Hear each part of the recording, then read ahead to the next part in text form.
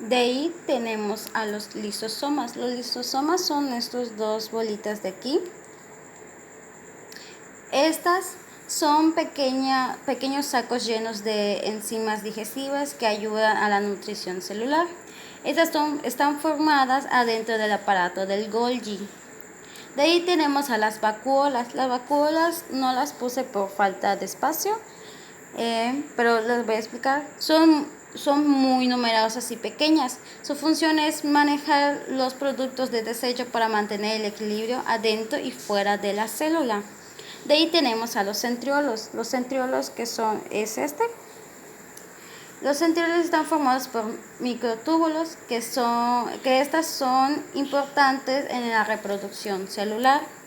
De ahí pasamos a los peroxisomas.